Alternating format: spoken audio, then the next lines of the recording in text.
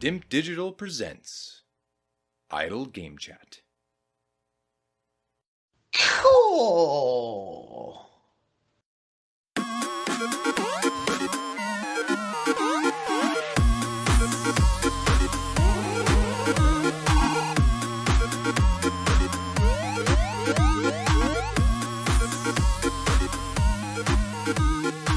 Hello, apps here from Dimp Digital. Welcome to Idle Game Chat. This is Dimp Digital's flagship video game podcast where we take you through the ups and the downs of the world of video games. We are here on your favourite podcast app and YouTube absolutely free. However, if you wish to support this grassroots independent endeavour, head over to patreon.com/Dimp Digital or join the twitch.tv/Dimp Digital.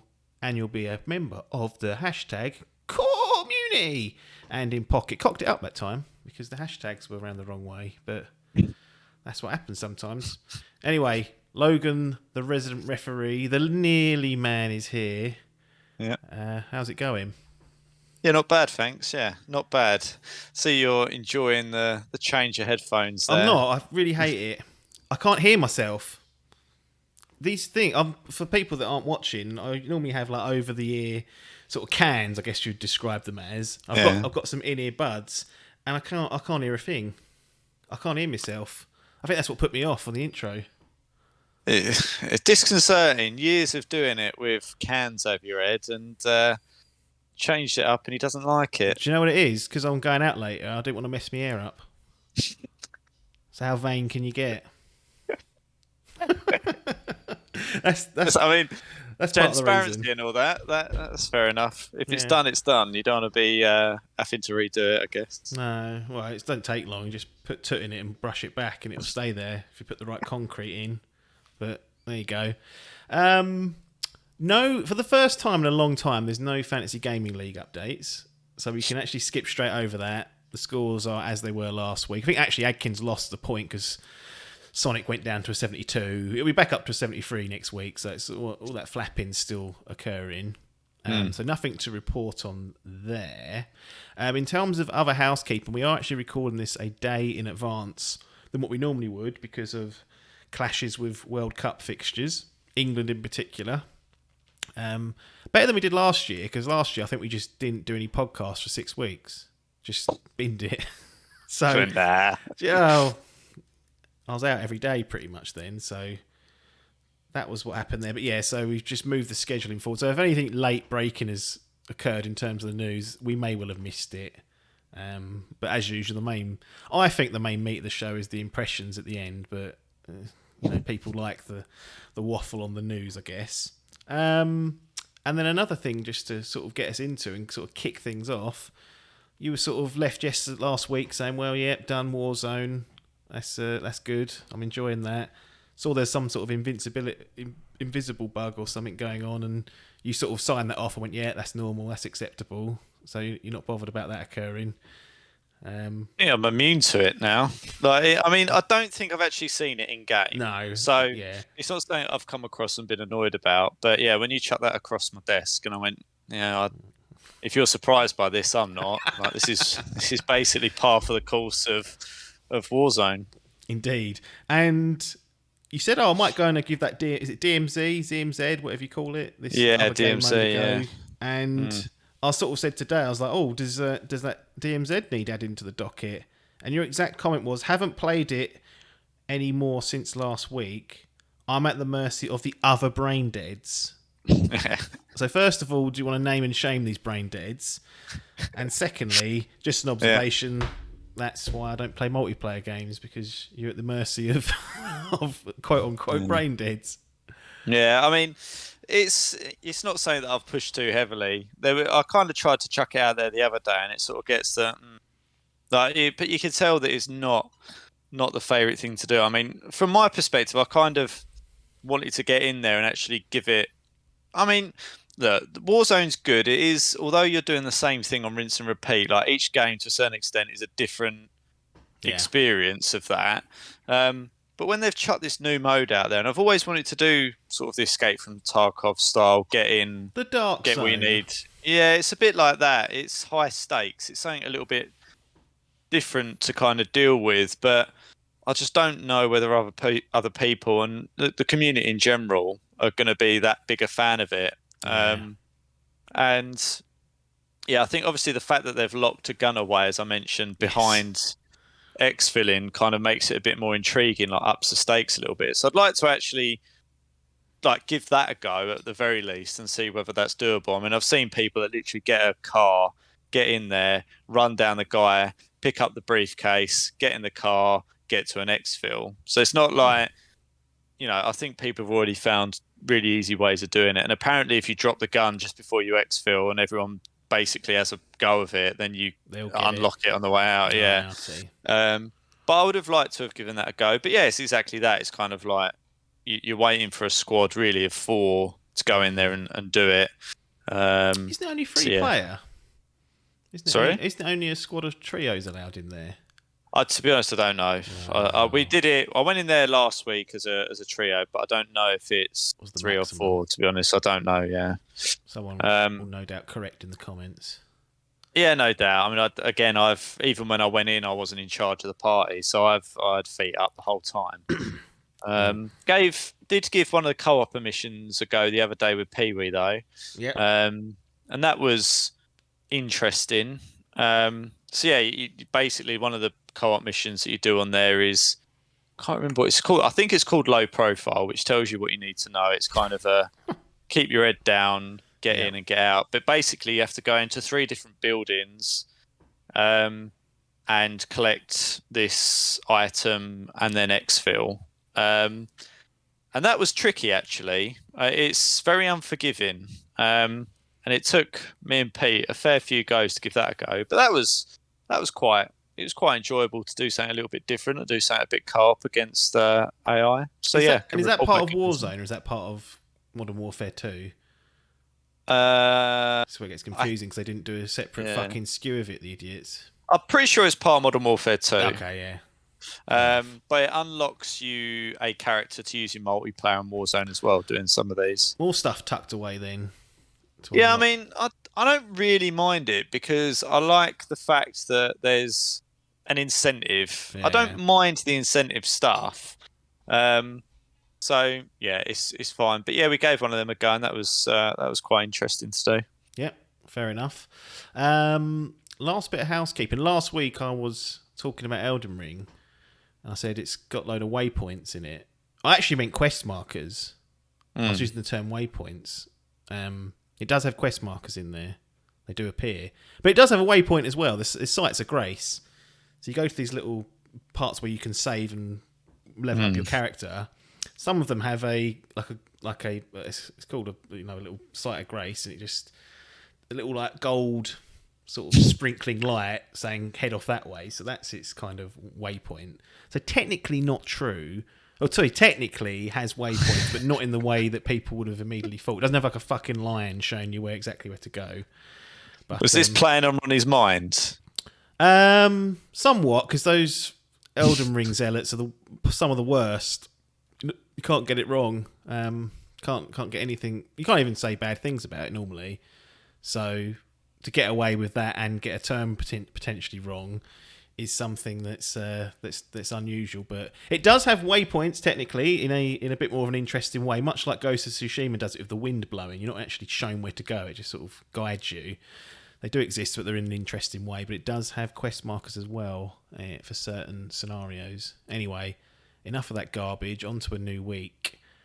If I said to you the Golden Joystick Awards, what would you say in response? Would you even have a clue what this is? I'm sure you've heard of it. I'm almost certain you've, in somewhere in that brain, that term has floated across Steve's head, and it's not been retained as to what the context is, but he's heard of it. He probably thinks it's something to do with Games Master or something. I honestly don't know. I can't even join any dots to it. I mean, I'm guessing it's gaming related since we're talking about it, but doesn't. I don't know anything beyond that. No, unless it might be something to do with accessibility gaming. No, it's not actually. So it is actually the longest running video game awards ceremony. Originally launched in 1983. It used to be UK only, and now it's a global and a worldwide effort on that. And it's what it is. It's a global public vote now. So this is like the ultimate public kind of view of the games and whatnot. Now, they still cock things up badly because the results are already in, believe it or not. Sort of not even in December, and they're chucking out Game of the Year awards like we spoke about last week with Keely's thing. But this is, as far as I know, this is like the most widespread public vote. And yeah, it missed a load of games at the end of the year because let's do it in November, lads. Yeah, all right. Let's just forget. November the 11th, you could stop voting. So anything after that, cut off. But given that it was a bit of continuity from last week, they do a platform award for each platform. So you've got a Nintendo Game of the Year, which was Pokémon Legends Arceus. That's what the fans have voted for. It's a PC Game of the Year, Return to Monkey Island. PlayStation Game of the Year got Stray. So people who didn't like that cat are piss being boiled again there. Xbox Game of the Year came out as Grounded. And then the ultimate Game of the Year was Elden Ring, unsurprisingly. So the fans have spoken for most of 2022. Games Radar seem to coordinate this now. And whilst it's interesting, I think it is interesting to get just a pure public vote, because you know how they can be. It's normally the most popular game, and Elden Ring probably was. Like last year, I think Resident Evil Village got it, which everyone was kind of like, probably wouldn't have put it on the Game of the Year list in terms of like overall quality, but it shows that's still a popular franchise. But again, Games Radar fucking it up by doing it in November, and for no reason. Like the Keeley stuff, the Game Awards, there's a big marketing show attached to that of all the new game reveals, and he's sort of it's a big marketing spiel at the end of the day. This ain't. There's no reason to do it this side of the year. There's no one's saying, "Oh, better get the ads in for that." Like, do it next year, you prats. I don't understand why there's the clamour or the desire to get it in before the end of the year. It seems a bit bizarre to me. If it's going to be this bloody, we want to reveal. We're working in conjunction with some of the publishers to reveal some of their big products, etc. December's a good time to do that. Fine, but this isn't that. This is supposed to be just a fan vote. So maybe I'll try and buy the rights of the golden joysticks and do it properly. Is that what it's going to take at this stage? To January the 31st or something. I'd probably put it in like mid-Feb or something. Give everyone an extra 6 to 8 weeks to play everything. Idiots. Yeah, I think it's fair. I agree with myself for once. That's surprising, isn't it? We're going to do something called headline surfing. I just made it up on the spot about 5 minutes ago. And it's essentially a very light touch reading of a headline and response. Might be a disaster. Let's see. First one. God of War Ragnarok is PlayStation's fastest selling first party game ever. Sony claims 5.1 million copies of the title were sold in its first week. So that's interesting. It's impressive in many aspects, and kind of shows why it's probably on PS4 as well, because I doubt all 5 million of those are on PS5. There's plenty of people, 120 odd million that have got a PS4 compared to 20 or 30 that have got a PS5. So that's cash being raked in there. But in response to that, that's impressive. It actually knocked off The Last of Us Part 2, which was the previous kind of fastest selling game in that time period. And they've set a new record of this one. Yeah, I think it just goes to show you how much of an anticipated game it was. So yeah, I think it's not unsurprising. I mean, it's got a bit of a clear run, I think. But yeah, I mean, Sonic came out the same week, mate. We're talking about nicked all those sales. It's not though, is it? I mean, it's not even in the same league. I think everyone knew what you know what you're going to get from it. I don't think there's any shock or surprise. So, even for me, it's kind of like an easy one to get on day one. So yeah, I think unsurprising. Well, what is surprising that you've dropped it in favour of Pentiment. I can't believe that's still being played. I'm not gonna ask for an update on that, but I'm somewhat shocked to notice that that's being dropped on still, and Kratos and Atreus have been binned. Well, yeah, it's just an easy one. I think because I've been playing a lot of Warzone, the last thing I need is then to be super involved in Right. like. See, there's a lot of stress there, I think, and a Intensity. lot of intensity that I don't want to burn myself out with it. So it's just an easy one, just to sort of put your feet up and play through. So when I'm not playing Warzone at the minute, I've been seeing that through. And to be honest, I thought I was going to drop it after I played it for the first hour or so, but I think I've got far enough through it where I want to see it off. So yeah, Positive. but there's no doubt that God of War is definitely going to get its time. We'll see about that, that's for sure. Next one. Assassin's Creed Valhalla's post-launch support will end next month with the last chapter. The DLC will tie some of the storylines developed through the game, and it'll be coming out on December the 6th. Quote, on December the 6th, we will be releasing our final content update for Assassin's Creed Valhalla, wrapping up 2 amazing years of post-launch support, the company wrote in an official blog.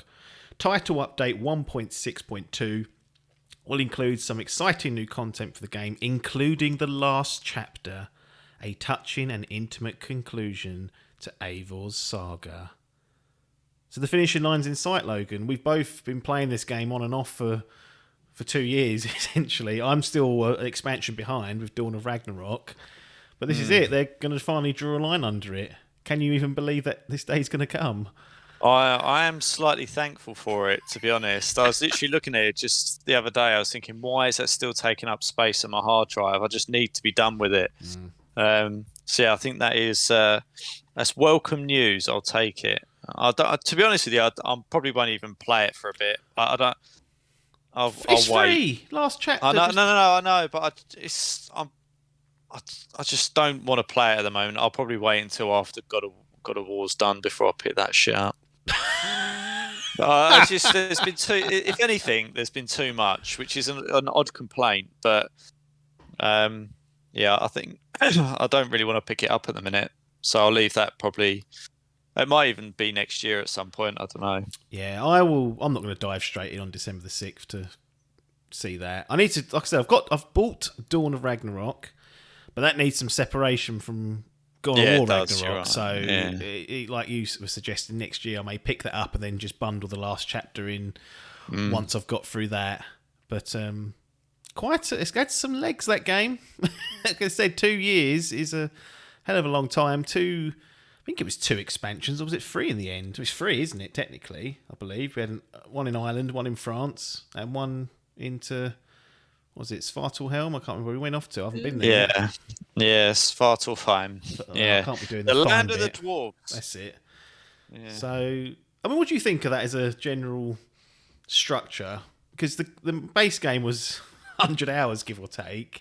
And then I think... Was it unnecessary? I mean, it rolled in the cash. I think I've sent you a few landmarks of it reaching like $1 billion in revenue. So, it's done phenomenally well. You can't, from a marketing perspective, you can't knock it. And let's be honest, I've played it all. So, I'm sitting here as one of the people that's done that. But I think that initial campaign was probably, I don't know, 50 hours too long, almost. Like, I feel like if they'd have made that a bit shorter, and it's difficult, isn't it? Because it's like, but sometimes less is more. And I think that game, to complete it, was so bloody long. I think everything since then has just felt like a bit of a chore with it. Yeah. Whereas if they'd have just made it a bit shorter originally, I think it would have just been more welcome to have some additional content after that. Yep. Yeah. I think, quite honestly, I think they could have just left the original game and I'd have been fulfilled with what they'd provided me. Yeah. So yeah. Can't leave it alone though, can they? It's Ubisoft. They have to meddle and add things, as we noticed in the Division 2, which may be coming to your airways very soon. Some opinions on that. Yep. Next one. Xbox and PlayStation don't expect to launch new consoles until at least 2028, documents reveal. The companies discussed next-gen console timing in relation to Xbox's Activision deal. Both companies discussed the potential launch time of new consoles in statements published on Wednesday as part of the UK regulator Competitions and Markets Authority ongoing investigation into Microsoft's proposed acquisition of Activision Blizzard. There are other things related to this which I'm just not going to open the can of worms on. There's a report coming out about essentially the FTC are looking to take it to court and block it. I don't want to go down that road yet because that is just a report in itself. But as part of this kind of to-ing and fro-ing, there's been more comments coming out, more barbs being chucked from both sides. But really, to me, the most interesting thing was this kind of, not this admission, but them detailing that it's looking like 2028 is going to be the earliest, which would make it at least an 8-year kind of console cycle. Feels long, but I think last gen was 7 years. So it's only going to be a year longer. I would imagine mid-gen refreshes are coming at some point if it's going to go for that long. But any thoughts on that? Do you want them to stretch it out for 10 years even? I mean, it's a slight inconvenience, isn't it, having to upgrade the consoles? Let's be honest. The longer they can string it out for, and the longer that I still get good games, I'm kind of fine with it. I think they'll just seem. I just don't know whether I feel like these days technology just moves so much quicker than it has done, 10 years ago or 20 years ago. Yeah. That I just don't know whether it'll last that long. As you say, you expect a PS5 Pro or whatever they're going to call it or something will come out and it'll kind of keep it all going, which is fine.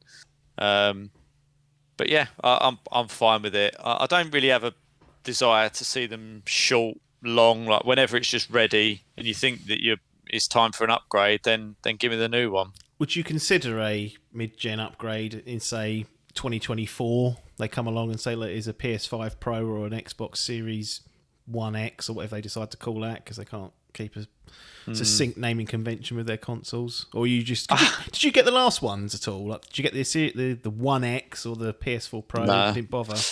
No, I mean no. There was just no real I wasn't that fussed at the time because my monitor, I didn't have the monitor for it, so I was like, if I get the console, I've got to upgrade the monitor, and it becomes a pointless endeavour. Yeah. So it never really. It was not something I did before, and I didn't do it in the previous gen either. So it's not something I've tended to do. I'd kind of just go, well, no. But it depends what's on offer. I think if I had a monitor or something, or there was a meaningful upgrade, then I would do it. But normally they go, yeah, it's a little bit smaller, and there's a slight buff to the graphics. It's so minimal that I'm like, well, yeah, I could do without it. But yeah, we'll just have to wait and see what they will inevitably chuck out, I think. Yeah, I'll have a sniff. I think I was quite adamant I weren't going to get the PS4 Pro and then got it like 3 or 4 months after release because there was some sort of cashback deal going on via Very. I think me and Adkins both got it on that same deal. So we got like 30 quid knocked off it. And I think at the time I had just bought a 4K TV, which was kind of...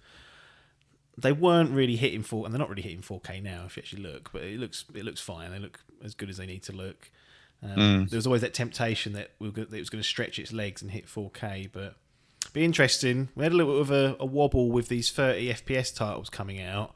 I wonder whether there'll be a breaking point at 2024 where you start to see more 30 FPS on what you'd call like vanilla PS5 or Series X, and then the 60 FPS modes are only capable on these newer machines because of power and whatnot. So something to keep an eye on. I'll definitely have a little gander. I'll definitely have a little look, see what's happening. But it's the pressure of trying to get one. I don't like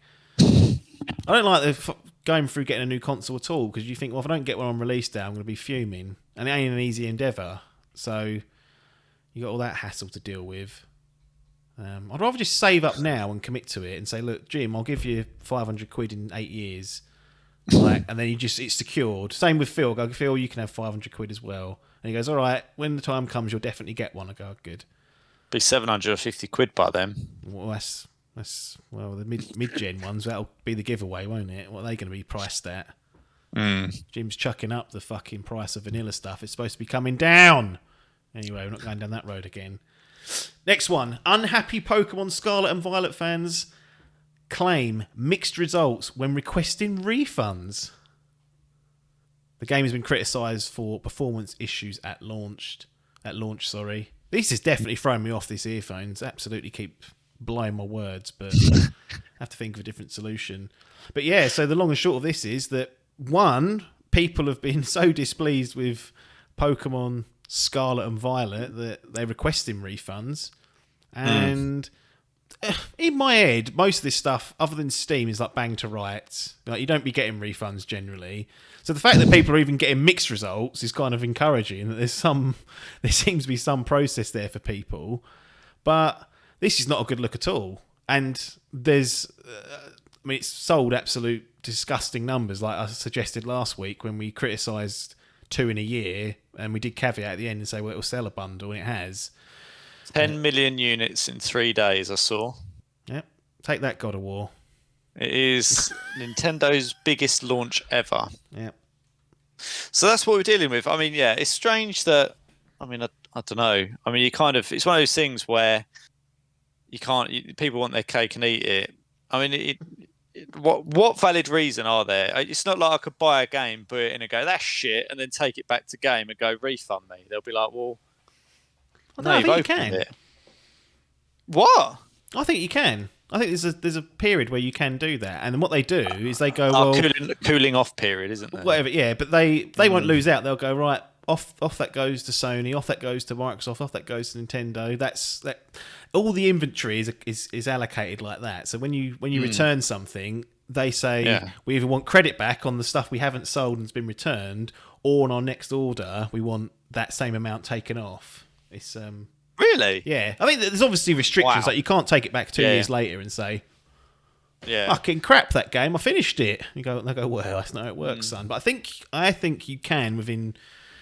I don't know how long you get, because you could complete a lot of games and just keep doing it. So I think if you take the piss, they start to shut you down. But yeah, I don't know the law. I'm sure there's saying in the, I think it's like the Consumer Something or Other Act, where you've got whatever you buy, you've got X amount to basically get a refund. But interesting to say mixed success or whatever it was. Well, yeah, it's getting absolutely. Well, yeah, it's mixed success. I think it seems to, in reading the article, it seems to be region specific. Like in Europe, for example, it's like no hope.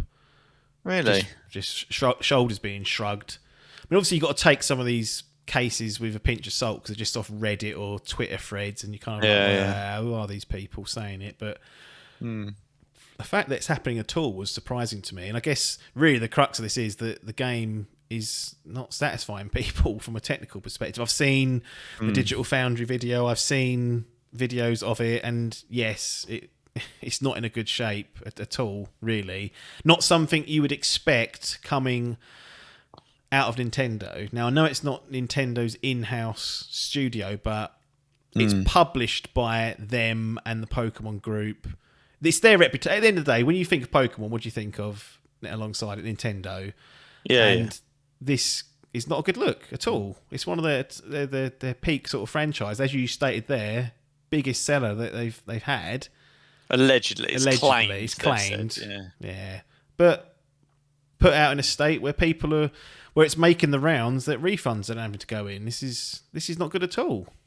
I mean, they'll still sit there and go, well, yeah, but I know we might have had 2 million refunds, but we had 10 million purchases. So do you think at some point, though, someone says, right, this looks turt, like we're getting dragged through the mud here, and it must be a hassle to facilitate these refunds? You must have been here before at work at some point where you go, I can chuck it out like that, and they go, well, we'll just have to deal with the shit. Yeah. Like at some point they go, you just got to get out of the door. And I know what you're saying, and my preference is to go, look, this is TOS, or there's certain elements of this you should be aware of, but ultimately, I guess it's still raked in the dough, right? And I think they've. I mean, it's disappointing. It's weird because at the minute it's 76 on OpenCritic, which is not a disaster. Not bad. Yeah, I mean it's not bad, not great, but it's getting away with that. A bit weird. It seems it's weird. Getting away with that. It shouldn't be that high. Basically, is what I've come to the conclusion without playing it. Obviously, really? It's got away with that massively. It's got a Pokemon buff and B a Nintendo buff. Yeah. What do you reckon? 5 to 10 points too high? Well, based on, again, it's all anecdotal because we've not had hands on it, but You minus 10 off stuff like that, 5 to 10 easy.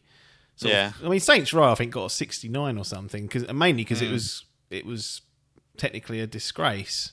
Cyberpunk, maybe not as bad as that, let's be honest, but that's down to a 71. And I was like, well, it's a great game to be. Maybe the game's just good, and it's just. I've seen enough videos of it running like tut that. I said this last week. Everyone goes, well, it's that Switch, innit? And I go, well, it's not. There's others on there that are fine. Mario never runs like shit. Mario never has but you bugs. can't. Zelda you can't never blame has. it. You can't blame it on the hardware when you know what you're designing it for. Yeah, I agree. Right. So if you either go the game that we want to produce, we can't produce because the technology, the hardware won't support it properly, and you go right. Well, we'll have to bin that off for the time being. Or they say, still make the story, but you'll have to downgrade the graphics. There's one or two things going on. They're either trying to make it too ambitious, or poorly optimized, whatever it is. But it's like, surely someone's playtesting that on a Switch and going, "This is shit." It's bizarre, isn't it? It's just on one strange bloody how they let it go platform as through. well. Yeah, it's bizarre. It's a combination of two things. One, the Switch does obviously make things more difficult than it probably is for other platforms. And two, I just don't think Game Freak have got it in them to go from handheld. They were making 3DS games before this mostly. The Pokemon games were 3DS. To this hybrid where it is handheld, but it's also being played on TVs, and there's a wider gap in expectation on things like performance. This poor bastard here, look, Pokemon Violet barely runs on my OLED Switch. There are bugs everywhere. It runs at 20 FPS or lower, and the classroom scene hurts my eyes.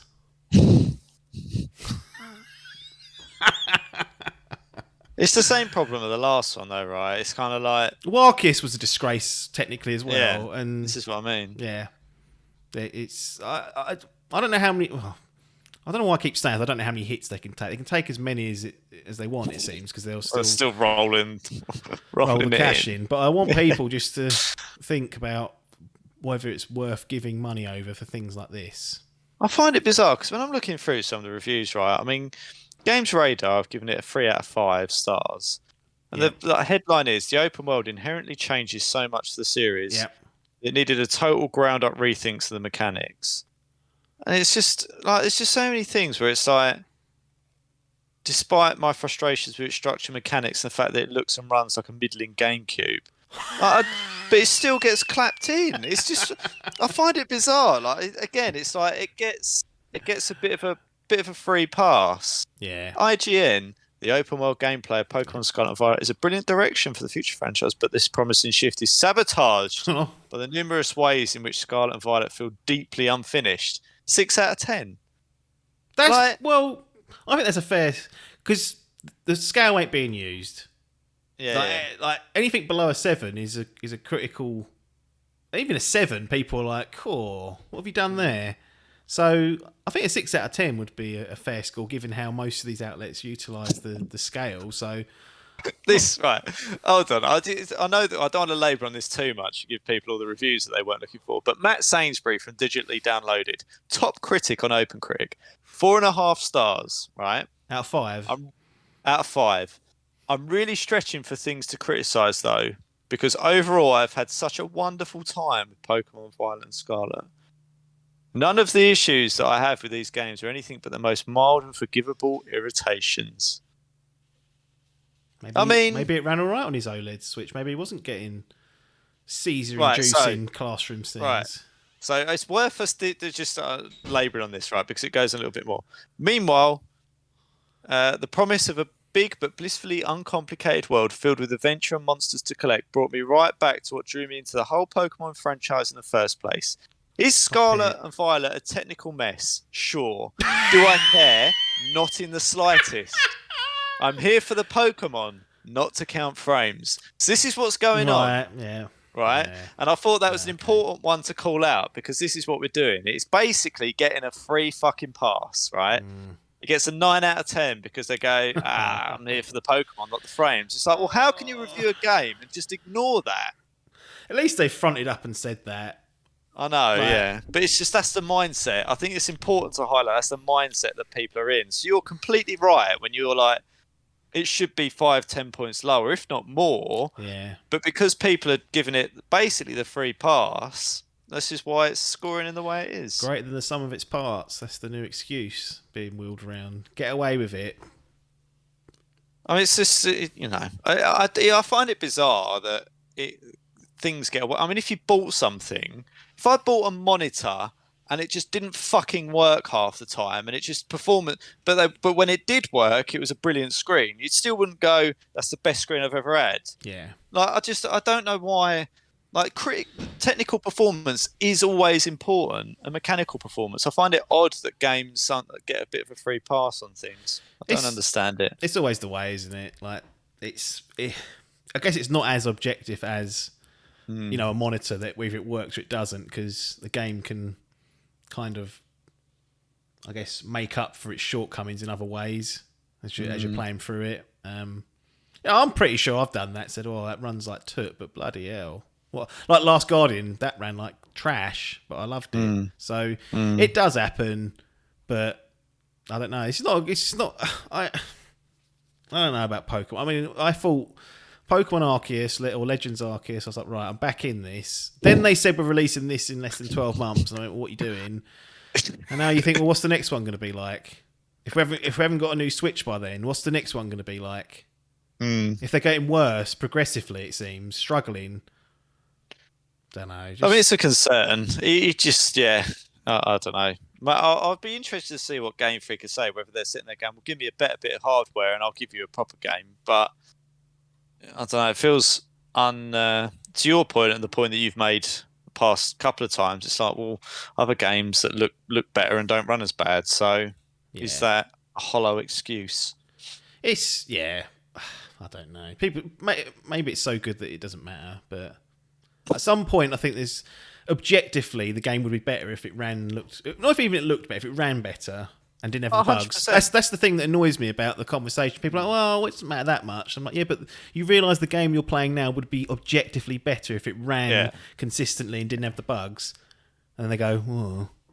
I don't think there's any argument. You can't argue with it. That. Oh no, it's worse because now it doesn't have any bugs in it. Come on. It's basics, isn't it? Anyway. The Callisto Protocol's DLC death animations aren't being held back from the main game, the creator says. Glenn Schofield claims they'll be created after the game is released due to fan demand. So this is a bit of a two-parter. I was going to go in with the first part and let you react to it and hang yourself and start criticising them. But I thought to save time and not complicate it too much, I thought I'd go with the update. Essentially, the news dropped. Well, not the news. So Steam page went up with the Callisto Protocol's editions. I think it's like 2 or 3 editions you can buy. One has a season pass in it, and in the details of the season pass, it said it will include extra death animations for the protagonist and the enemies it will face. And that's all. There was no press release. No one came out and explained any of this. People like saw the page had updated and immediately were like, "Hang on a minute, what does that mean?"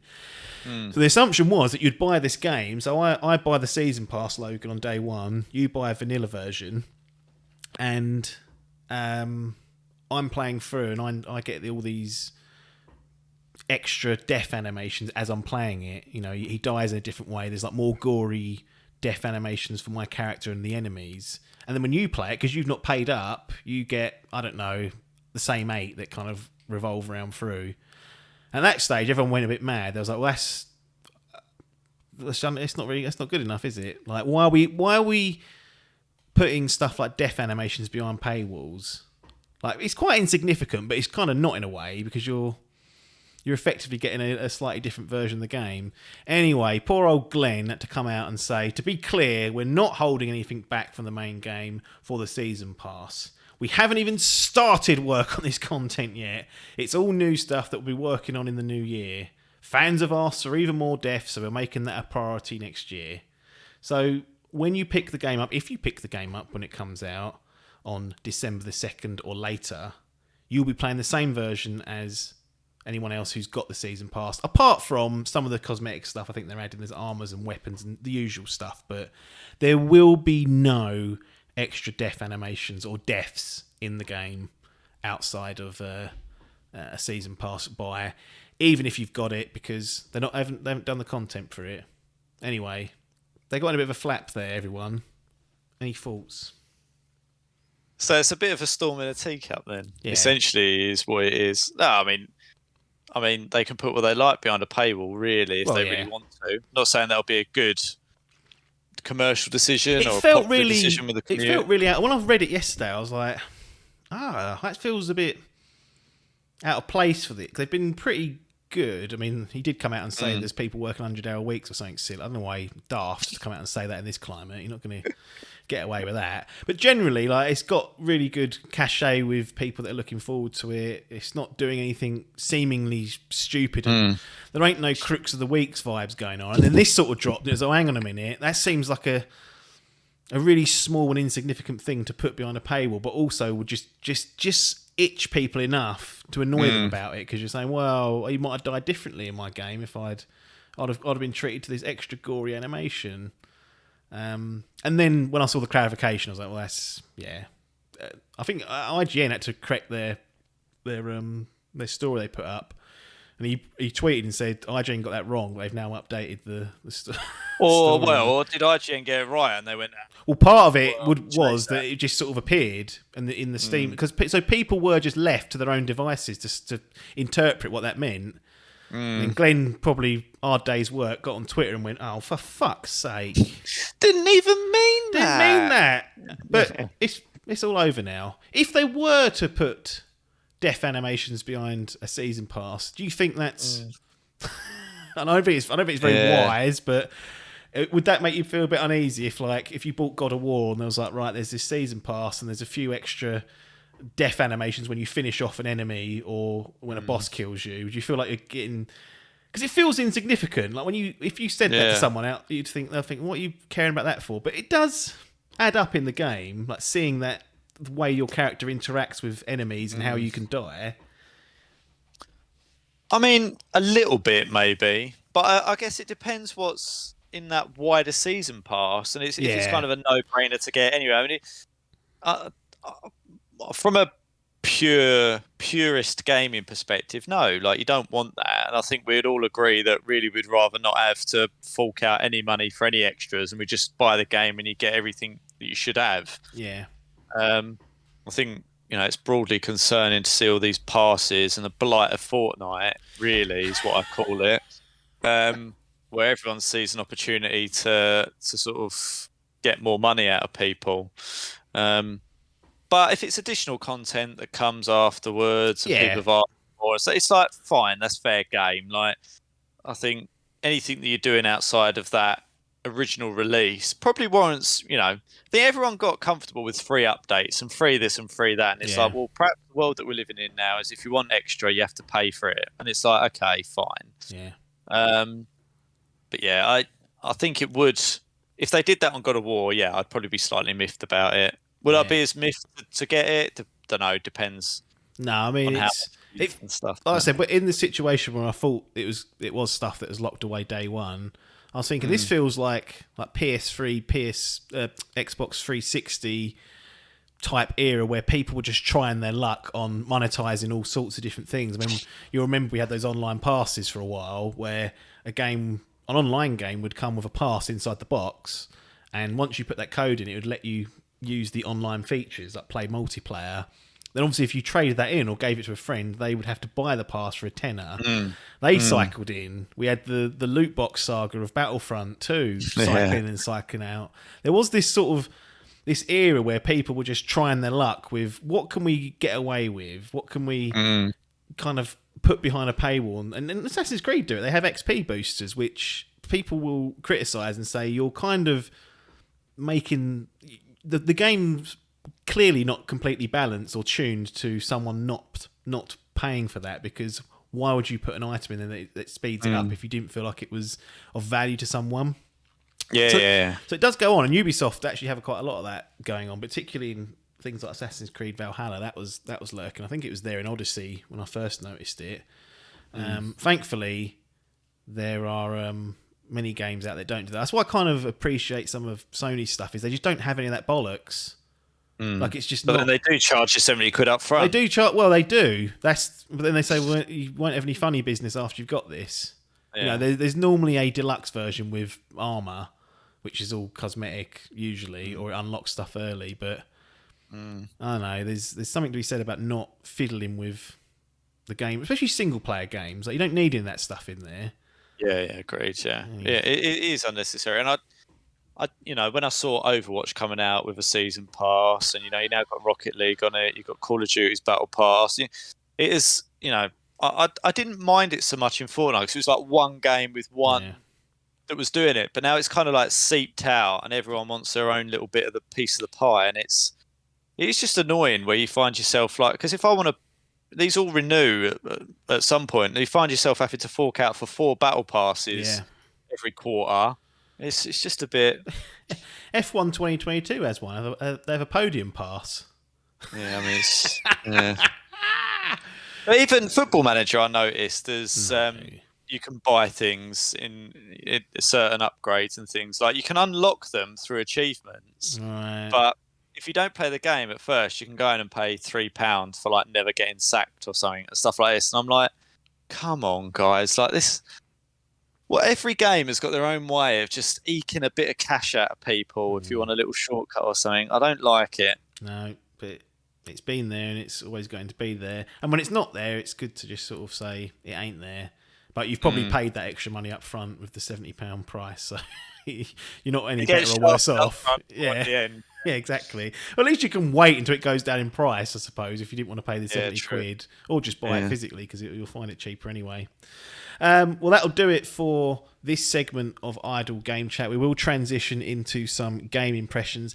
This time, I'm going to choose PowerWash Simulator.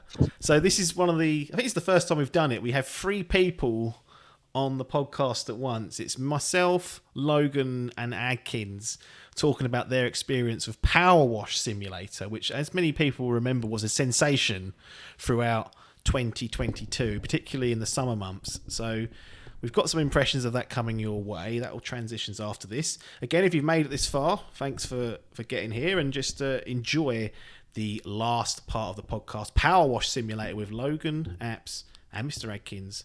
We will see you on the other side.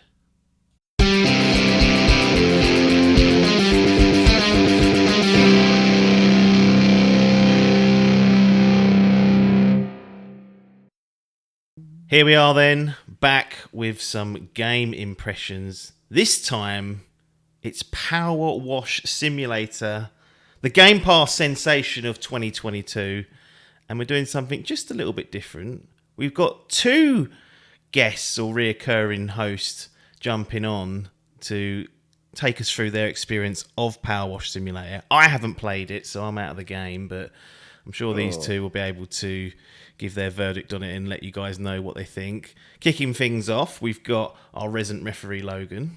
Good to see you. Hello. How's it going? Yep, good. Thanks. Happy to be back once again. Happy to be back to discussing this sort of game. Is that really what you've become now? You take what you get at this level, is what I would say. That's true. It's very true. We've also got the disgraced and dishonest Dimp Digital Gaming Quiz charlatan, Tom Adkins, not Adcock. How's it going? Fucking hot. Yeah, just today when we're recording this, it got hot again, didn't it? Got hot again. It's 25 degrees right now. Yeah. It's fucking 8 o'clock at night. Probably be thunderstorms by the time this gets around to people, and they'll be like, what are these idiots talking about? Well, there was a time when it was hot in the UK. But anyway, we're here to talk about PowerWash Simulator, which I said at the top, it was a bit of a Game Pass sensation. It really seemed to capture a lot of people. I saw all manner of clips floating around the socials, lots of people playing it. And then I noticed I'm not like you, Adkins. I don't stalk people on their gaming platforms. Oh, I love it. You love it. You're in there looking at hours and all sorts, seeing what trophies people have got.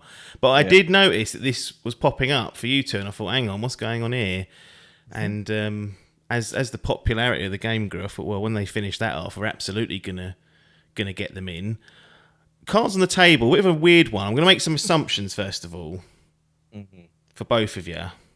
This was a Game Pass jobby, I would assume. I don't think any of you laid down the 20 UK pounds that it retails for at RRP. Good. And I'm assuming you both played on the Series X of the Xbox variety. There we go. Correct. Excellent. Haven't I was.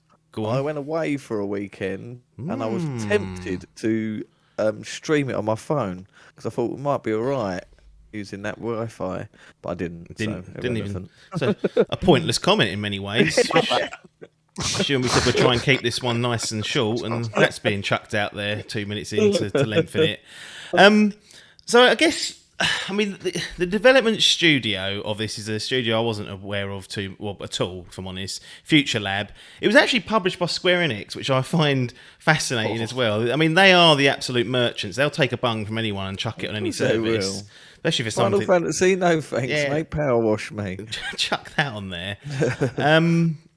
So in terms of like a developer kind of history, there's nothing really there. But I did want to check in with both of you about any experience for other simulator games. I mean, I have PowerWashed in my lifetime. Well, that's a good point, actually. That we'll definitely get to the real life example as well. Yeah. But I know, Adkins, starting with you, that you've played fleetingly something like Car Mechanic Simulator and whatnot. Have you played any other games or just the Car Mechanic Simulator? I have. I was tempted by that PC Builder Simulator, but I think when I went through it the other day, didn't I? The simulator games, and I'm pretty sure that's the only one I've played. Yeah. Yeah, definitely. Yeah, Car Mechanic. Yeah, that's it. And is it not one company that does all these? Simulator games, No, they're all scattered all over the place. I mean, the earliest one I remember was Euro Truck Simulator, and in particular Euro Truck Sim 2, which I actually have on Steam and have put about a dozen hours or so in. Are you squeezing together with this? Would the old Flight Simulator be getting involved with this? No, well, that Flight Simulator is so heavy, it runs difficult, and that's the most hands off of them all. Almost, you just sort of go up in the air and you put feet up and. I mean, Get me there. The life of luxury for many pilots, some would say. So you've played the Car Mechanic Simulator. So is it fair to say you're not particularly drawn to these games? You're not going out hunting for them. It's just that this seemed to pop up. Yeah, it's just something that it was at a time when I was thinking that it'd be lovely. It'd be amazing to be a mechanic. I think my car must have fucked up that week or something. Just to have that instant knowledge of going, I know how to deal with this. Done. I was like, that'd be brilliant. I was like, I know what I'd do. I'll just start playing the game and I might start picking things up from the game. If it's a simulator, I'll start recognising parts of engines and go, right, here we go. You'll fix it. Alas, it didn't work there. Nothing went in my brain. No, fair enough. Yeah, I mean, they're a bit of an odd type of game, and it's interesting to see Farming Simulator is another one that... Actually, I tried that for about an hour on Stadia when I had a little trial of that. But there we go. Logan, now you've been accused of only playing one game, and it is the ultimate spreadsheet simulator in Football Manager. But this is a very different type of simulator, and the ones we're kind of talking about. But have you ever dabbled in a farming simulator or a Euro Truck or anything like that? And is this the Goat Simulator? I mean, that's kind of there, but more of a sandbox, I'd argue. But it's a bit of a weird one, really, the term simulator, because ultimately, really, everything you play in on a console is some form of simulator, really. But I guess mundane task simulator is where we're more focusing it. I've done a little bit. I did boot up Farming Simulator, and the scale of it took me by surprise, and I was like, nah. This isn't what I want to be fucking about with, so I deleted that quite quickly. Post this, I downloaded Lawnmower Simulator and gave that a bash for about an hour. Bloody hell! And yeah, I think I had Euro Truck Simulator too, but I think my computer at the time might have struggled to run it, so I don't think I played a lot of it. But briefly dabbled, I think, is where we're at. But yeah, this one specifically took my eye because I had seen a streamer playing it on PC a couple of months back. Who was the streamer? Bruce Green. There we go. From Funhouse. Shout out to old Brucey boy. Cool, he's brought Funhouse up again. Controversial, some are saying. Funny enough, I saw Sir Lawrence playing it as well. I think he's around the high. He's played it more than you, which is incredible. But yeah, so I saw it there, and he on his channel has been going. He did Lawn Simulator on there as well at some point. So that's kind of where I picked up I don't know if you call it a bug or the initial interest from, but yeah. Blame Bruce for it. Interesting. Well, I've seen it. I've seen it on my rounds plenty of times, and lots of people streaming it, and I was like, what is going on? And Turns out a lot of people are playing it. I'm going to just read out a part of the Xbox store page description. I like to do this My favourite part. just to set the scene for the game, and then we can respond as to whether it's accurate or not. So, PowerWash Simulator. Release the pressure with PowerWash Simulator. Wash away your worries with the soothing sounds of high-pressure water. Fire up your power washer and blast away every speck of dirt and grime you can find. Build your own power washing business and unlock new tools, upgrades and more, all with the simple satisfaction of power washing to a sparkling finish. And then it may have bits in there. One of the things it keeps mentioning is saying, there's a little quote here, just you and the tools that you need to soak away your stress. So they've highlighted the stress that people are apparently having. Next one, relax and unwind and play with friends in online co-op. So that's what they're offering out in terms of a store description. Logan, how are we feeling about that? Did this de-stress you? Did it take away all the worries of life just to get that last speck of dirt off from that lorry or whatever you've been assigned to do? I mean, can I just say that 80% of that is a lie for a start? Like, the sounds are not soothing. In fact, I found the sounds quite annoying. Are they realistic in your experience? I mean, if you heard it, you know what it is, but it's not. I wouldn't say the sounds. I mean, I actively found myself in the end putting my Spotify playlist on. In it, so I wouldn't say that the audio is particularly serene. And trust me, when you get to 99% and you're trying to find this one little bit of fucking dirt on a certain bit to try and 100% it and complete the level, it was not that relaxing. But yeah, for the majority, it is just sit back, feet up, clean some shit, simulate. Yeah, absolutely. Adkins, you're the man with all the stats, so I want you to reveal how long you played the game for, and then also how long Logan played it, because there's a bit of discrepancy going on there, and there may be a tale to tell. But start with yourself. Yeah. So I think I clocked, and I'll double check on thing. Just going back to the music quickly, I just thought in my head what they should have done is give an option of, like, that Minecraft sort of tantric music that was always in the background. They should have included that as an option to shut down that fucking noise. These consoles and PC for that matter, I mean, it's different on PC because you can just load the app, but they should start doing some partnerships with Spotify where you can just have it run in the background and drop your playlist on. Like for a game like this specifically, I mean, you don't. You can do that through Xbox, can't you? Yeah. Well, I'd like it to be officially integrated. I want it in game. Exactly. I don't like all this. I know, man. Otherwise, I'll be putting headphones on. So let's get it right. No, I think that would have definitely, like, a little. I just remember the soundtrack of Minecraft. You could just lose hours and it just have that sort of fucking light-headed music. So I would have definitely benefited from that. Going back to your original question, hold on, the fucking phone's has it got no music?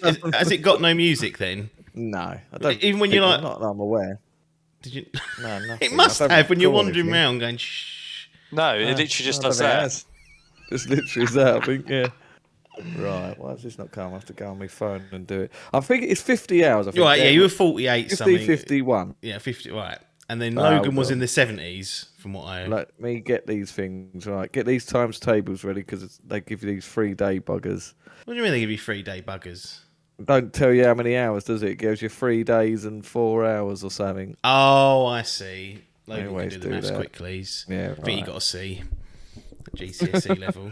Oh, right, we're gonna cancel this at this stage. One job, and he's struggled It was over with 3 days. It was about 3 days, 4 hours. Yeah, it was something like that. It clocked in at. So I remember you messaging me, and I was like, "Well, that ain't true."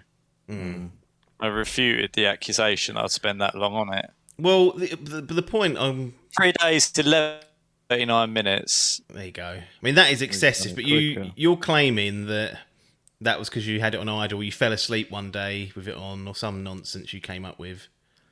Yeah, so quite often I would say I'd play it just leave it sitting there with the pause screen on, and then I can't come believe back. you do that. That's like what a heathen would do.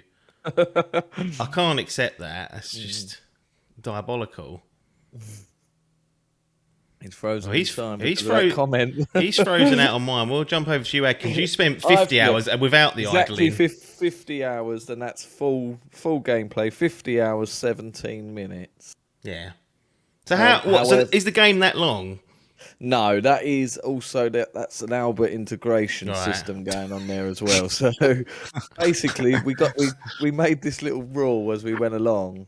Well, he made it up, and it was because you go through and you get a percentage in the top left-hand corner. It just belt out a number, and I had to get to that. So we go 12%, and I'll get to 12, and then he had to go, and I'll go right, give it back at 18. Yeah. So out of those 50 hours, I reckon he played about 5. So it's still 40 odd hours then. It's not a short game, is what I'm angling at. No, not a short game. No. Bloody hell. And I was thinking palate cleanser territory. Yeah, well. That's what I was thinking. Well, I didn't even think it'd grab me as much as it did, perhaps. But I was thinking at most it's palate cleanser territory, 20 hours tops. Yeah. It is probably at least double that. No. Yeah. It's interesting what you say there, Adkins, because you were playing with young Albert.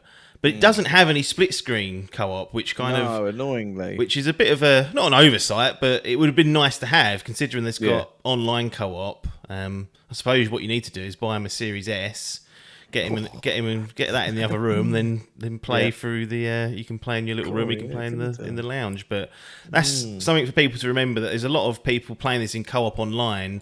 Don't assume that you can do that locally, because you can't. It is an online co-op only. Logan, you said you wasn't prepared for the length in two ways. One, that the game was that long, and two, that it grabbed you as much as it did. So I guess the key question is why? Why on earth did this thing get its hooks into you for what seems like 40 odd hours of playtime, and then there's another 30 bolted on top because you got feet up? Yeah, I think it starts off small, right? I think that's where it gets you, is that it starts off with fairly innocuous, simple, if you like, things someone's to clean. Driveway. Well, no, it's like, I think you start off by cleaning your own van, and you'll be like, it'll slowly like ramps up, and before you know it, you do your own van, yeah? Yeah. Do you get paid for that job? Yeah, you do. Yeah. You pay yourself. Immersion breaking territory. I'd have put it down, I think. I'd have been like, sorry, that's gone. Didn't even question that at the time. To be honest, at the time, I didn't even realise it was my van. I just realised it was PowerWash. But yeah, you sort of start off small, and then it's got a really, I guess, addictive element to it, where it's not too much brain power required, and you sort of want to unlock the next bit and the next bit. Like, you want to unlock all the attachments and things and make things easier. And what you sort of are cleaning is quite satisfying as well. Like, it's a really satisfying way of seeing the colours underneath and then seeing the whole thing come together. But yeah, then you sort of find yourself floating through it, I'd say, and then all of a sudden you sort of notice story that's occurring that you didn't really realise. You sort of, because you get all these as you get to certain percentages. I'd say. Yeah, it's quite late on that you is there earlier. When you look back on it, you see things and you think, yeah, there was something going on there. But it then starts becoming more in your face as to what's going on and how things are connected. So yeah, and then you kind of end up finishing it off, I'd say, to actually get through the story, because I don't know about you, Adkins, but I found some of the bigger and more intricate things you had to clean quite irritating.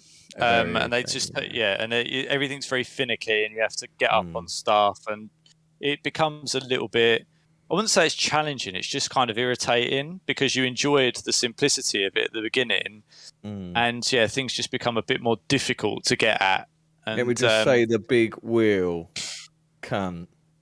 Oh, the Ferris wheel. Ferris wheel. Big Yeah. Oh, is that moving as well whilst you're doing it? Yeah. Well, you can stop Optional. it. So you could, okay, you got some Optional. control over it, but I can imagine each of those Yeah. cabins. I tell you, being a the ball achievements ache to this are brilliant. There's some Yeah, good, they good are. achievements. It's like little challenges. It's like complete that without turning it off or Yeah.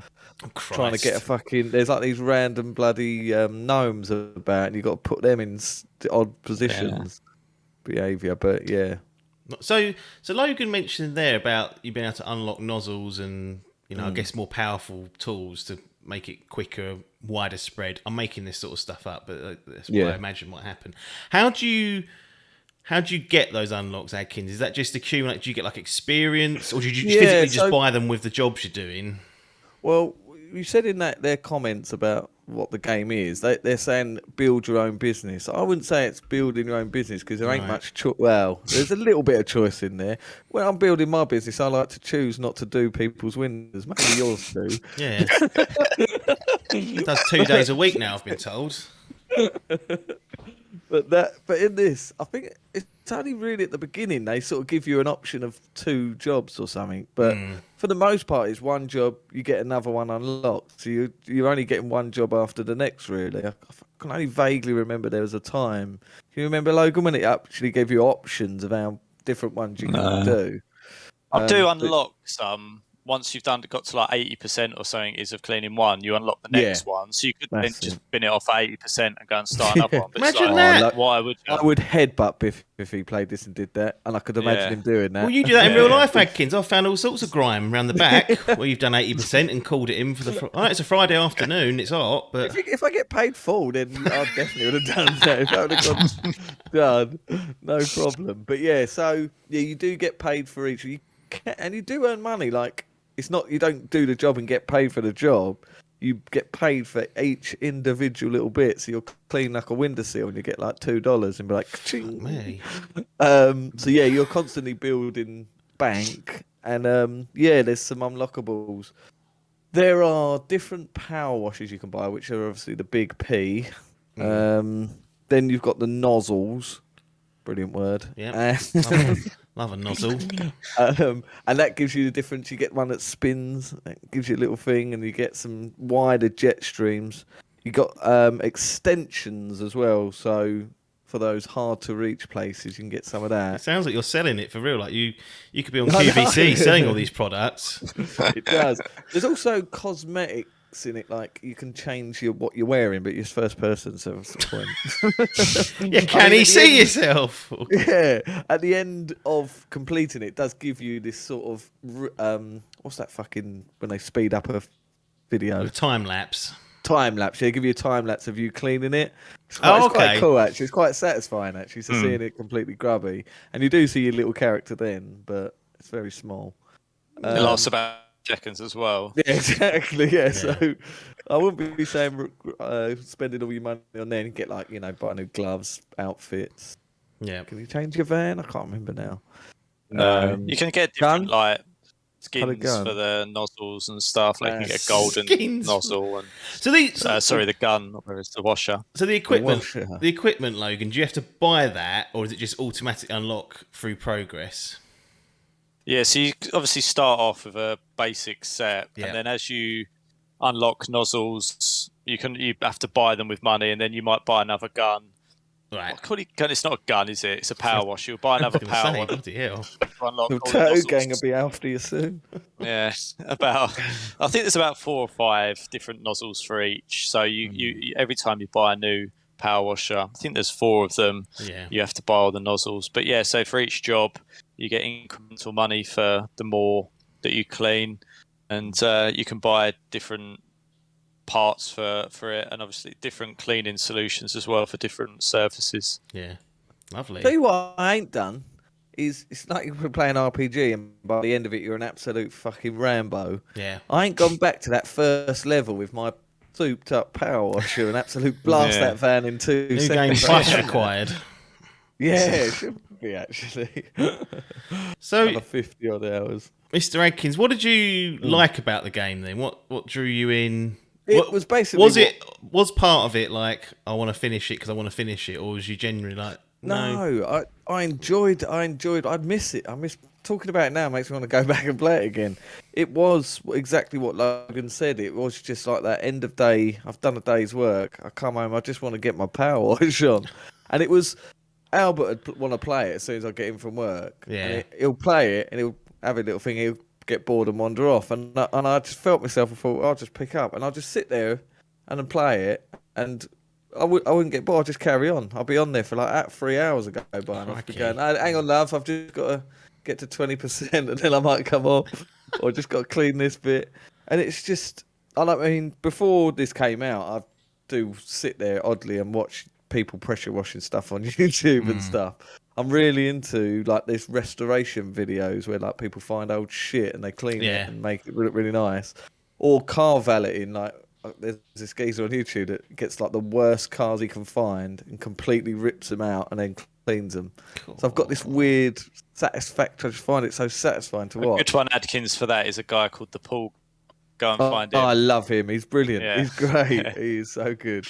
Cleans out swimming pools and hot tubs. Cool. Yeah, that's it. That's another I'm good on one. it. It's brilliant. And it's just that. I just sort of found that sort of cathartic bliss in playing it, and like you say, it's the noise. There's no satisfaction in noise, so I'd very much put it on like 1 or 2, so I could just hear it. And I was sticking podcasts on at the same time. Idle Game Chat, no doubt. Idle Game Chat Every Monday, public feed, usually early for early access patrons, and in pocket hashtags. Plug in podcast on the podcast. You never know who's listening, do you? They might forget. Exactly. Logan. Yeah. Anything you didn't like about the game particularly? I mean, it's hard to criticise games that are just what they are at the end of the day. But did you have any bugbears or perhaps things that you thought I'd have liked to have seen more of this? Because one of the things they talk about building out the business, one of the good things about Euro Truck Simulator is you literally do. You start off just doing deliveries, locally, like in London or whatever. And then over time you can buy other fleets to go and do jobs, earn more money, then you can finance longer haul sort of things. Obviously, it's a different industry, so you kind of got that scope. But anything you perhaps didn't like or would like to see in a sequel that might appear? No, I mean, I do have to. I've played a bit of Lawnmower Sim, and what's kind of put me off that is it is more. Well, shit, innit? That's why I got the Astro. Well, apart from the fact that it's a similar thing, right? Where you go around, you have to cut the lawn and stuff, but that's a bit more involved. And I was like, I kind of just want to go around with a lawnmower and mow lawns, and that's what I liked about Power. Just let you do the best part of the game, which is just sitting back, putting your feet up, and just enjoying something go from dirty to clean. Like there's no stress around figuring out what's the best or anything like that. Like it is the simplicity of it that really makes it good. I mean, the audio could be better. I think like that is a bit basic. Definitely get that Minecraft music in. Yeah, it needs a little bit there. I found the controls, like in terms of like moving my character around, a little bit clunky. Like they'd go. So if you try to like turn 180 degrees, like you find yourself going up this set of stairs, this like twirly set of stairs to get to a higher. Like a scaffold with stairs, basically, and turning around that you'd like go straight really quickly, and then you turn around, it'd be like really slow. Frustrate me a bit. Could you look down and see your feet? Does he have feet, this chap, or is it like COD where there's no feet? There was a bug that if you looked directly into the sun, it would reset your game or something. Oh, really? Bloody hell! Yeah, if you Google it, there was some game-breaking bug. 48 hours in, one job away from the 100%, and he's what's that up there? My eyes! And the game's been reset. But yeah, I mean, there's for. I mean, it is what it is. It's a power wash simulator, and you go around power washing some stuff. I mean, arguably, I probably would say it'd be more interesting for sometimes you find yourself cleaning the same sort of stuff. Like I must have cleaned about 4 houses, like and windowsills and windows and stuff, and you start thinking, I feel you, brother. Like just some I don't even know what exactly, just some more variety. I think in terms of what you clean would be nice, because by the end of it you're sort of going I don't want to have to do this again. But Yeah, I think that's probably my only complaints really. Other than that, it really does what it says on the tin. I got it for nothing on Game Pass, and I enjoyed when they're gone, kids, because I might agree with you. I might have forgotten something. Right. There's a mechanic in the game that you press the What's his name? Is he from Mechanic Sim? What's he doing? Excellent. Yeah. There's a mechanic in the game that you press the left D-pad and it brings up, it will show you the dirt. It will highlight in like an orange colour. Oh, So you can see how much dirt you've got. It's a good mechanic because you're like, right, what? Especially if you've got like a wall and you think, fucking hell. Like it's saying that wall ain't done. Exactly. And then you fucking bend down and you can see a little bit on a fucking lip or something. You're like, right. But that later on, so like Logan was saying, you'll get these little intricate parts that you think, fucking hell. Now, when I was doing parts, when you get some of the bigger levels or some of the fucking more intricate, like, there was like an aircraft. It was like, I can't remember what it was. A certain aircraft anyway. And they start to get harder. You get like parts of it that are rusty, so you have to use a certain nozzle to get it off. Right. What you have is you have a checklist in your menu, and it will tell you that what metal cleaner out, Adkins. Don't get be that metal. tight. Yeah, Cough it up. true. That's not the issue. The issue is I'll be sitting there pressing this fucking D-pad, going, right, where's this fucking last bit of grime? It's on 97. I can't see it, but it'll have it listed. And it'll be like the fucking, I don't know, the central fusion rudder or something. I'll be right, where's that? I don't know what that is on the fucking plane. So I just found that a lot of the times I was looking. He wants more handhold in his PowerWash simulator game. I do. I want someone to go, look. What's the waypoint? You've blown that. You've blown that. Because in that list, if you select it, it highlights. It highlights it white, but there was sometimes that wouldn't show up. Because I did know that it does highlight it white, but it's still I'm not 100. There was many a time I still didn't know where the fuck I was, especially in that last towards the back end of the game when there's some big stuff. No, you are right. There is that highlighter, and you do get that does give help, but I'd still say there's stuff I didn't know, and I was like, right, I don't know what that is, and that could be anywhere on this entire item I've got to clean. Yeah, I do know what you mean though. Sometimes you find yourself, it goes, clean the anti-gravity plate, and you go, right, well that doesn't even exist in real life. So where is it? What is it? So you just find yourself. That's a minor gripe. I will admit, it is a minor gripe because it does a great. That mechanic is good. That it gives you the surface area that you have to do it, and so like I say, you really have to remember to bend down, check lips or above. There's stuff you have to get ladders out and steps. Get your fucking scaffolding out. Apparently, this bloke can lift a full scaffolding as well. It's an absolute gave up on the simulator there, didn't they? And just thought, at some point, this has got to be a video game, so that scaffolding needs to be able to be popped up. No problem at all. Exactly. Should have him building it and re-pulling it down each time. Gosh, can you imagine if you had to do that? Oh, that would be a stinker. But yeah, that's a minor gripe. But yeah, there's just a couple of times I was like, I wish there was an arrow going. It's over there. But you are right. Waypoints. It does. Lord's Elden Ring for no waypoints and handhold, and then in PowerWash Sim he wants a bloody footpath showing where to go.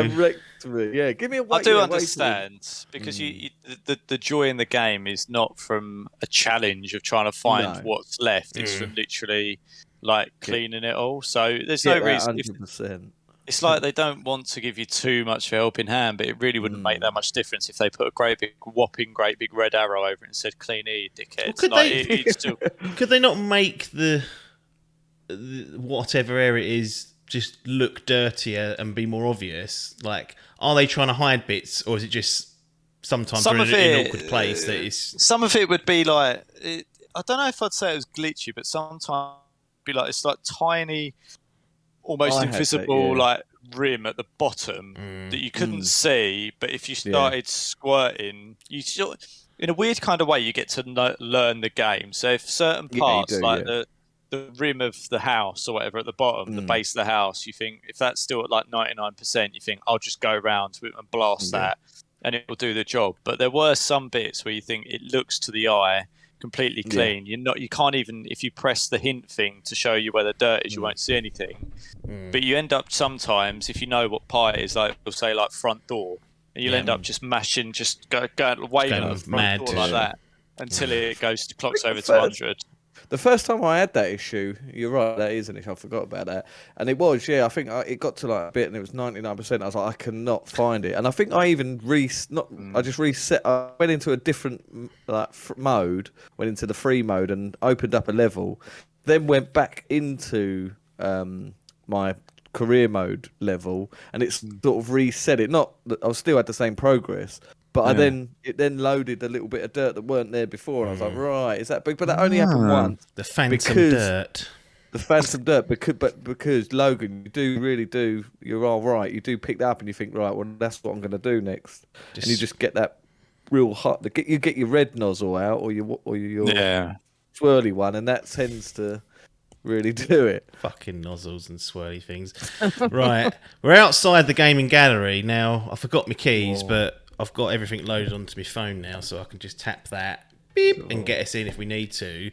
So it'll only take one of you to say whether we're going to open the doors or not. Logan, I'm going to start with you. Are we going to wander into the gallery, or are you going to give it a miss and walk away from it?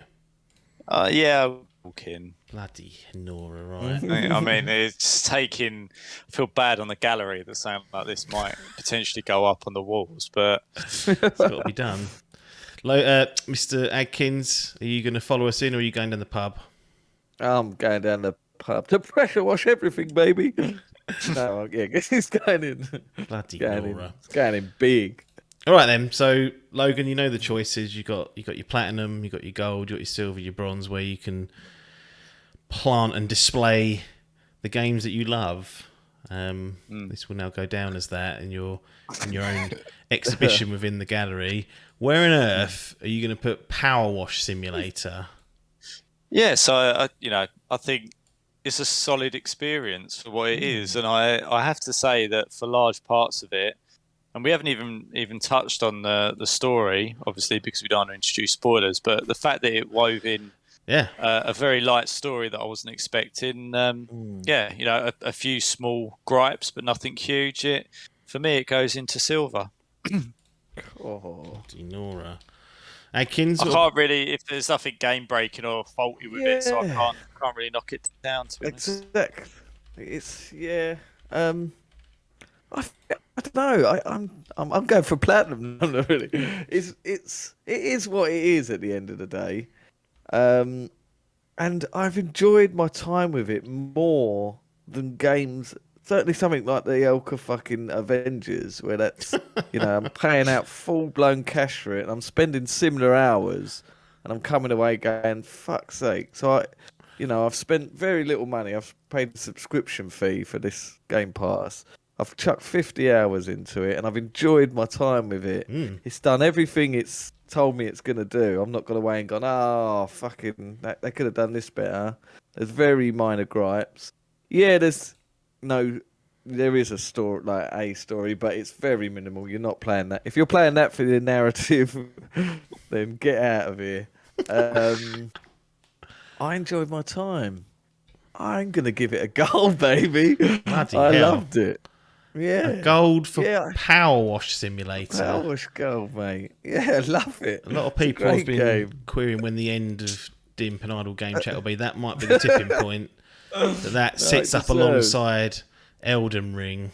It's up there. It's a 9 out of 10 game. Sits above Shredder's Revenge. Sits above Forza Horizon 5. Halo Infinite. Control. I've had more fun than that. Horizon. Good lord. I've had more. It as a video game, I've had more fun playing it than that. It's not the same type of game. If you're comparing it to it, it's oranges and apples. But if there was a world full of power washing simulator game, well, I suppose I'd have to try. I ain't played any other games, but it does. Really hard to explain, isn't it? Why? Yeah, when you talk to people about it, it's a very hard game to. I wouldn't say justify, but like some games you can talk about and get people bought into that narrative, if you like. I think something like Power Simulator, it's very difficult to do that because it's like, what are you doing? It's like, well, I'm staring at a surface and watching it go from dirty to clean. But it is just the fact that it is satisfying. The way that they've done it, they've made it very satisfying. An incentive, if you like, if you don't to progress, to unlock other stuff, to make it even more satisfying, I guess. And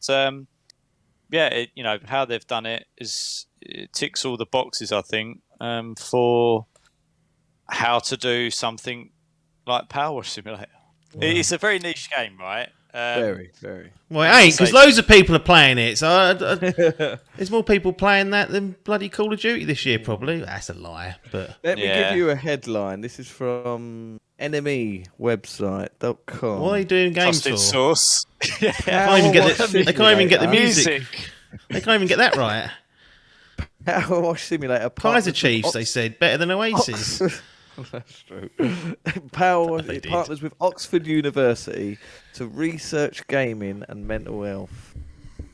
They've partnered with them, and they make an institute of a one-of-a-kind study looking between the relationships of gaming and mental health using PowerWash Simulator.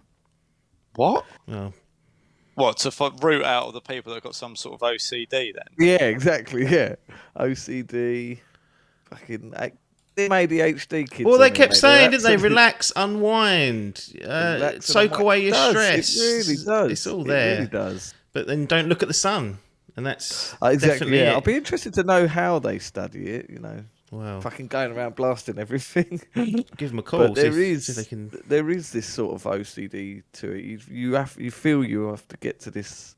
It is that addictive nature of it that you want to get to the next bit. I want to find someone that's done that, like 80%, unlock the next, and just gone. It's got Biff written all over it. Yeah, we should get him on it and see how long he tolerates it. Not very long would be my prediction. Not a Biff game. Not a Biff game. Anyway, PowerWash Simulator earns itself a stupendous silver from Mr. Logan and a gorgeous gold from Mr. Adkins. And game of the year contender, I'd say. Well, he chucked it out there, and we'll see 4 year when we get to our reconciliations for the year as to where this stands. But that's it for Idle Game Chat this week. As usual, patreon.com/Dimp Digital is the place to go to support. You can also tune in live on twitch.tv/Dimp Digital. Use your Amazon Prime there. £2.50. Well, it's $2 again. It's with all the currency in the piddler, it's not as much as it should be, but again, better than nothing. That's where you've got to go. But if you want to hear more hard-hitting opinions about big games like PowerWash Simulator, then you know to tune in next week. Just search for Idle Game Chat on YouTube or your favourite podcast app, and we'll be there. Hit subscribe, and the episode will be delivered directly to you. But nothing more for us to say here, though, other than thanks for your time, and ta-da.